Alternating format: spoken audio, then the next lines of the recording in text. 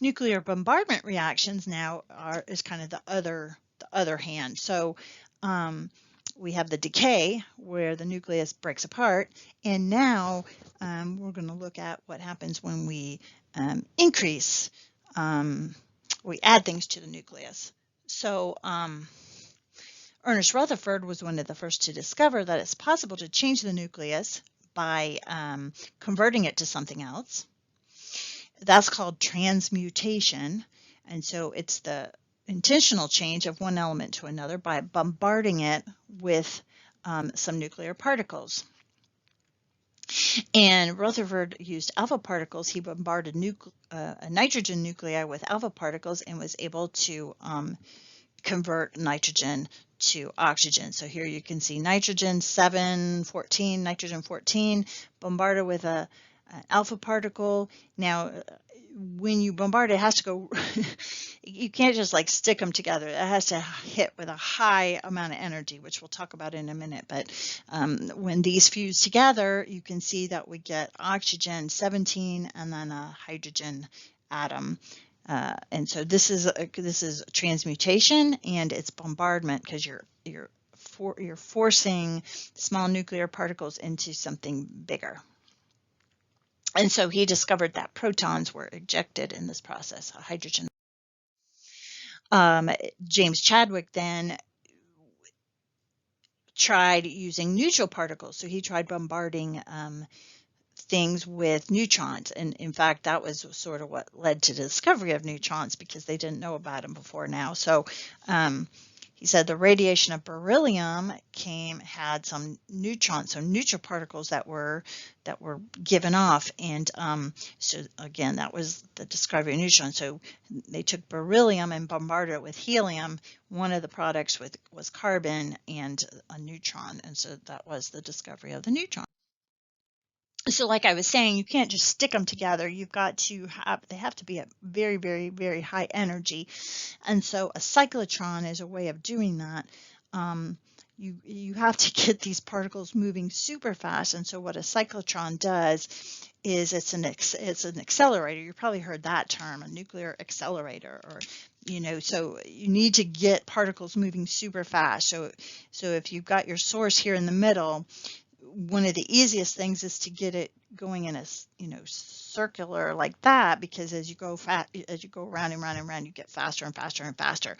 And so especially if you don't have very much distance and you can't get something going fast enough in a straight line, so you're accelerating it by making it spin and go faster and faster and faster. And then when it finally comes out, it's at very high velocity, which should be enough to create the bombardment. So when you hear about cyclotrons or particle accelerators, that's what they are. They're a way. And some of these can be miles and miles long to just accelerate a neutron. To get it to go very fast, you might need, there's one in Chicago, I forgot how many miles across it is, the cyclotron. So this is very, very large spinning. So all the transuranium elements, then the ones above 92, 92 is the largest naturally occurring element, uranium. So it is radioactive, and it's the largest nucleus that is naturally occurring. Anything bigger than that is man-made. So they're called the transuranium elements because they're making bigger elements. The first transuranium element was produced, you can see here, at the University of California in Berkeley, 1940. What they did is they produced an isotope of element 93, which they later named neptunium. And what they did was bombard uranium with neutrons. So they were trying to convert a neutron to a proton. They were bombarding it with neutrons.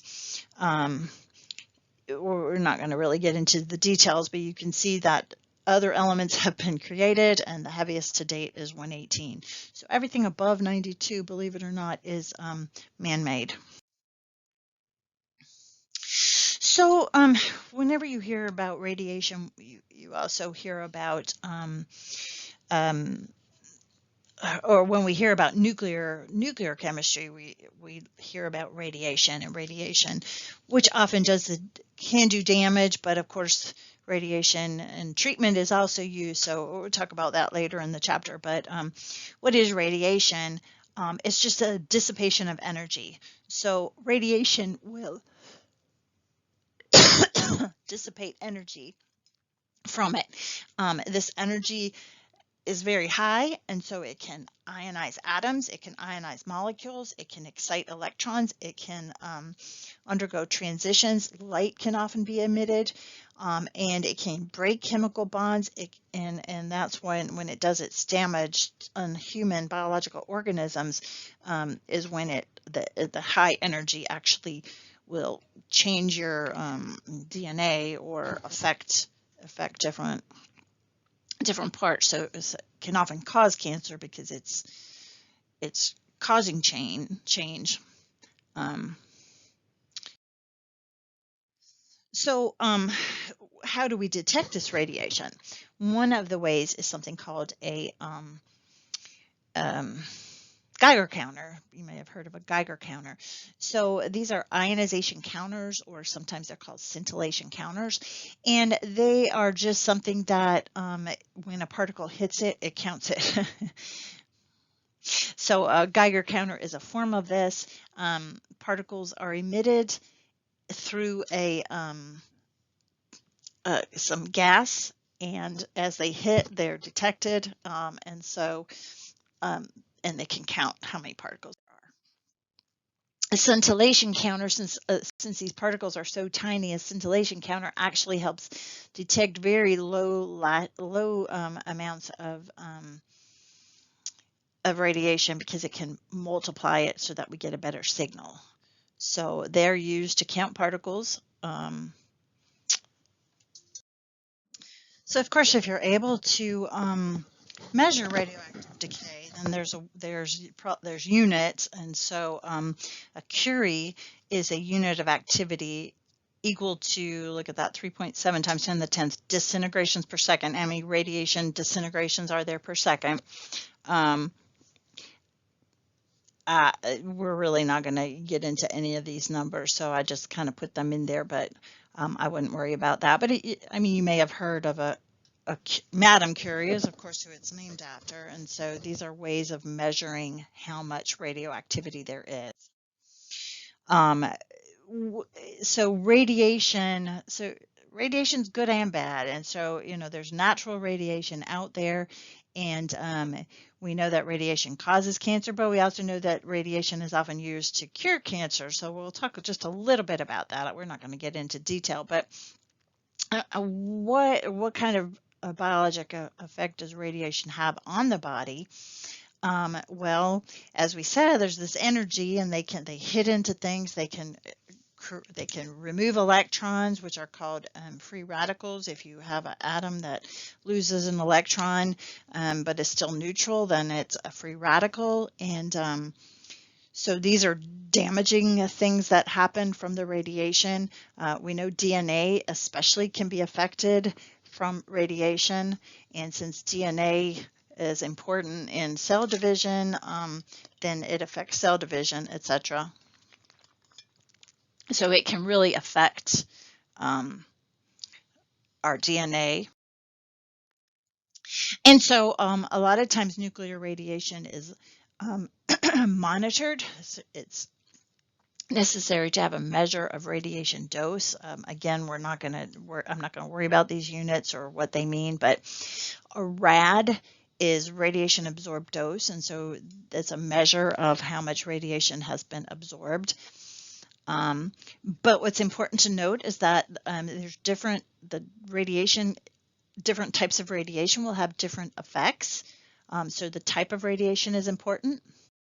And for example, so an REM is a unit of radiation that is connected to the type of radiation and how much biological destruction can be done. So there's something called an RBE, relative biological effectiveness, and that has to do with which types of activity give you the worst worst kind of effect.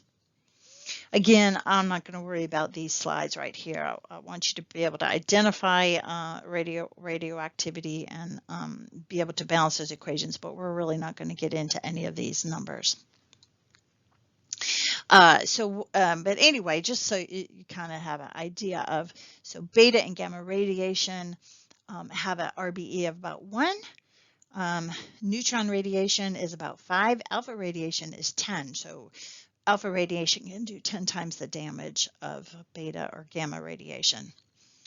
A single dose of about 500 rems is fatal to most people.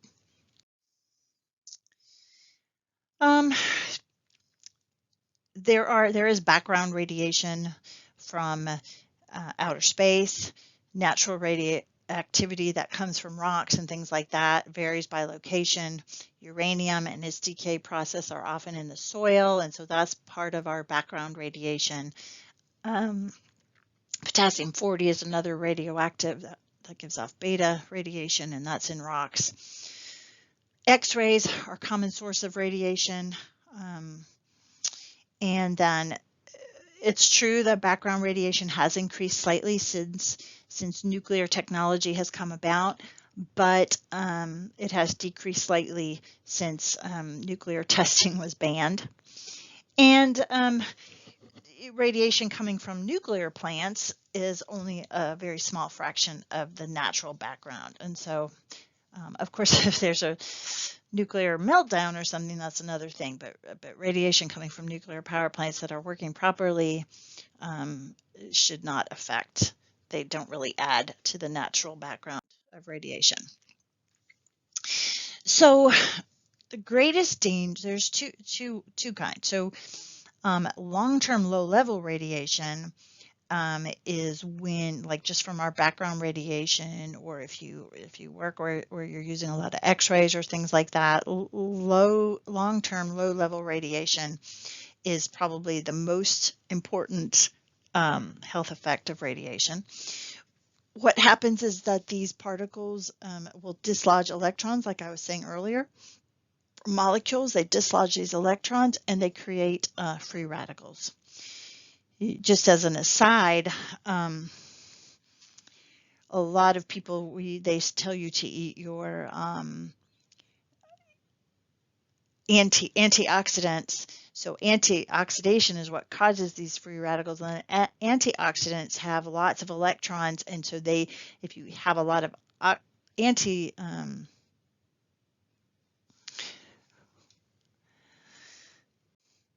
antioxidants, then what that happens is it replaces some of the electrons, and so it kind of counteracts the fact of some of these nuclear free radicals. Free radicals, not just from nuclear, but from other kinds of unhealthy things in the atmosphere.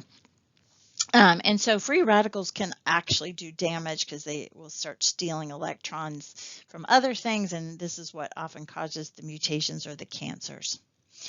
And probably then the other type of effect of radiation, which would really only happen to very few people, like I said, if there was a nuclear plant, if you work at something like that where you have much more possibility of exposure, there's short-term exposure to intense radiation, and this can cause tissue destruction.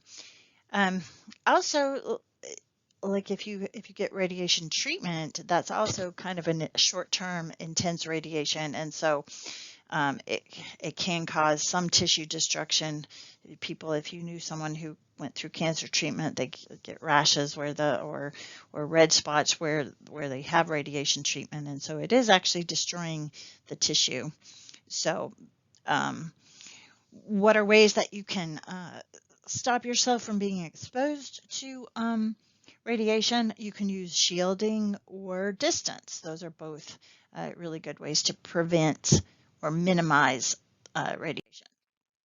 So, of course, shielding, probably if you go to your dentist and they're taking x-rays, they usually go out of the room or and if you're sitting in the seat, you're usually put like a lead shield over you to protect you from the x-ray. So a placement of a dense absorbing material between the radiation source and the person can help protect from radiation. Of course, like I said, each type of radiation is a little bit different, and so shielding will affect it differently. Alpha particles are the heaviest, move the slowest, and so they travel just very short distances before they collide with air molecules and lose their radiation. So you don't need a whole lot of protection to block alpha particles. Now, alpha particles have such a high rate of damage, though, probably because if they're ingested, there's not much that will stop them from coming through. So they can actually, they're still very dangerous, that you just don't need very much to stop. Skin will stop alpha particles, paper.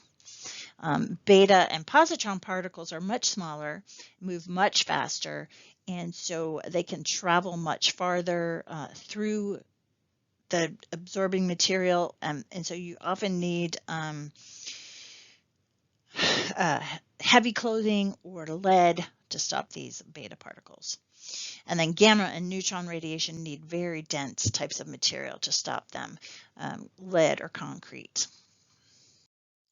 I'm not going to play this video, but if you're interested, this video kind of shows what kind of things can block alpha particles, beta particles, and gamma rays and neutrons. So you can see the alpha particles blocked by the hand, the beta particles blocked by the aluminum, the gamma rays are blocked by the lead, and then the neutrons go through everything, can only be blocked by concrete.